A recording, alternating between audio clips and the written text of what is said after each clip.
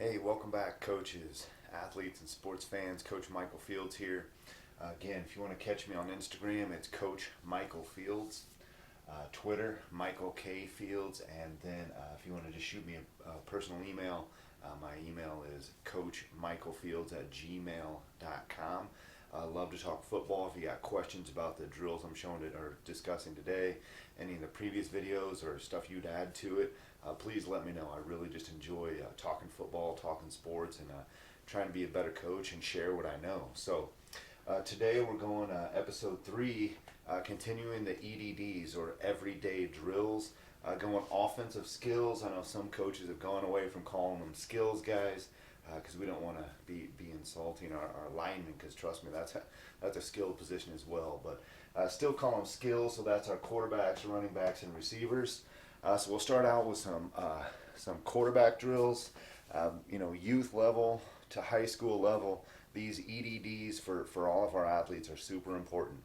So quarterbacks, our basic warm up. We typically start. Everybody's done a team dynamic warm up. We might even have gone to indie special teams, so our guys are loose and their bodies going. So we basically want to get that arm warmed up for throwing. So our first drill is just a basic throwing. They're going to stand square with a partner, typically your other quarterbacks, and they're just going to work on ball release, keeping it high, keeping above the chest line, ball release, and then just get the arm going. So it's just ball release, get the arm going, work follow through, eat the sandwich, at the finish here, boom, throwing. Then we progress from just that basic warm up throw. Once their arms are loose, get them, and the guys will know, let them kind of decide when they're ready to progress. In the start of the season, you'll work with them a little closer, but I can't feel that guy's arm and shoulder and back and make sure he's feeling okay. Just kind of let them decide, do I need 8, do I need 12, do I need 20? Let them decide that, and they're close. They're maybe, first couple throws 6 to 8 yards, then they're going to progress to about 8 to 10 yards. You don't want them getting further than that. You don't want them really torquing that arm and throwing that arm. They do turn the hip a little, but they are square facing each other. We progress next to then what we call a cross step. So basically they start with their foot on what would be the last step of a 3, 5, or 7 step drop. So they'll have, if it's a right-handed quarterback, he's going to have the left foot in front of the right, and then he's just going to step to the right and work on that release. So what we want them to do there is just really work on land and throw. As soon as that plant foot, that right foot on a right-handed quarterback lands, we want them to throw. And they're working full motion now. They're going to get the body turn, get the torque. They're going to open up, right, with that. In football with a quarterback, we want them to open up their front foot just a little bit, get past open. It's not like pitching a baseball or where we're throwing, straight, we're stepping straight at our target. We want to open up that front hip by getting that front leg open. So we work what we call a cross step. And again, the left's in front of the right, then they boom, step with the right, and as soon as that hits, they throw. Then we progress to full drop. We're primarily a shotgun team right now. If we're under center, work from under center as well. We do go under center, so we'll work it a little bit, but primarily we're a gun team, so we're gonna work from the gun. And we've gone through stance, and they work that every day. Sorry, we're on full drop. We're gonna work on that 3-step, 5-step, 7-step if we get that deep. Our passing game, we don't get that far. We typically are a lot of catch, step, throw. So it's just that one quick step and throw, or it might be step and then a short, kind of 1 step after that. So it's similar to like a 3-step drop, but we're going to kind of catch, steps, turn our shoulders on that, with the front foot. We're going to step back with our back foot, kind of turn the shoulders towards our target with that next step, and then boom, we're going to throw. So we work to the full drop, and then the guys start gaining distance. They're going to start throwing a 10 to 12 because they've already warmed up. They've already got 15, 20, 25 maybe throws in, maybe 30. As they get full drop, they're going to work their 3, their 1-step, 3-step, 5 is really how we kind of work. And then we're just going to gain distance. So now we're going to start throwing further.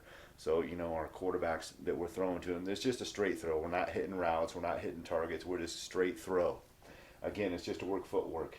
We're going to gain distance as we work those different steps and progress through it. Basic footwork. We're a gun tee type of team, so we do a lot of waggle plays. So we're gonna boot them. So we're gonna work on catching that snap, and then we're gonna work our footwork to the boot. Right, we're gonna boot them out. We'll set up cones for their pass, so they get used to that rhythmic pattern to hit that kind of waggle of that bootleg. Same thing if early in the season, first week of camp, we're going to work on turning and working our footwork in order to make our handoffs and plays like that. But typically we hit that when we get to the group O work, right? This is kind of beyond everyday indie work. So next we got our running backs. Okay, to me, probably at least these top 4 should be done every single day, whether we're a youth team, a middle school, high school, college teams, even pro teams. This is everyday work. Ball security. We're high and tight. We want them up here, and when they're in traffic, we're going to grab a hold and we're going to squeeze that ball to our chest plate.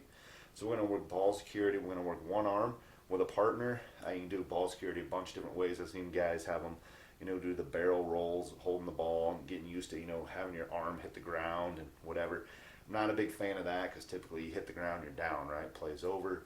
I'm more of a fan of, holding the ball, right hand and left hand, and having a partner, and you're jogging for 10 yards, 15, 20 yards, whatever you deem reasonable for your team.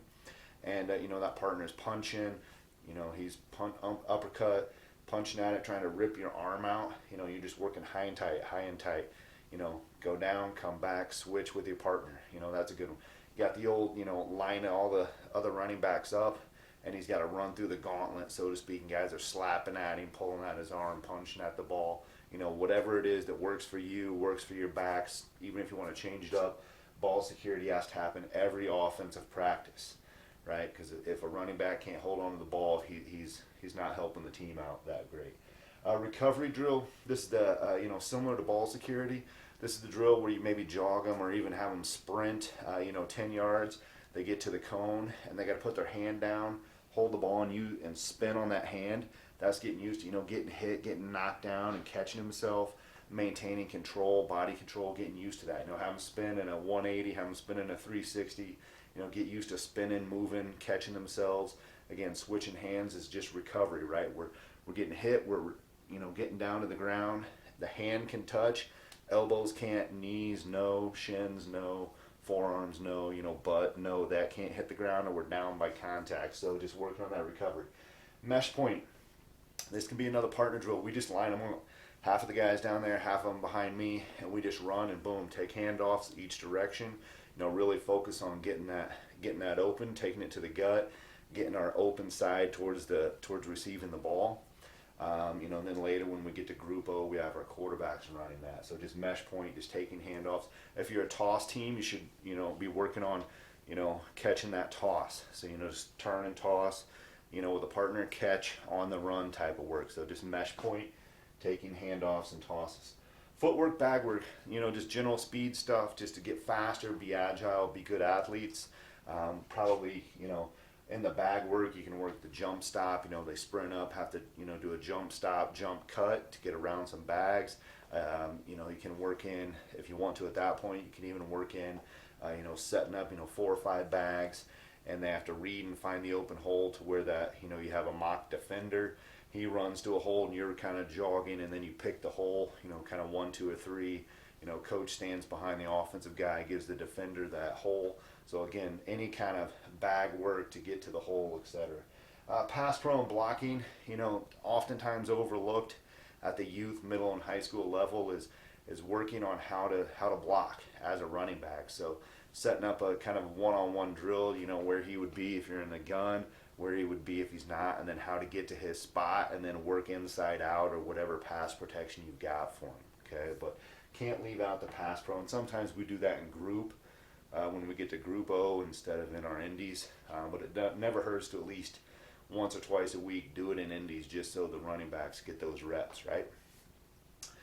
Finally, and our skills guys here for offense, we've got our wide receivers. We start most days with just partner catch, right? We're playing catch, working on diamond, look the ball in, right? Looking it into our hands, look it till we tuck it in, right? That's just a basic one. You can go to over the shoulder, So, stand 5, 8 yards apart, and just basically he stands here, he looks over the shoulder, partner throws it, he's got to make the catch. We're just working on hands and catching the ball.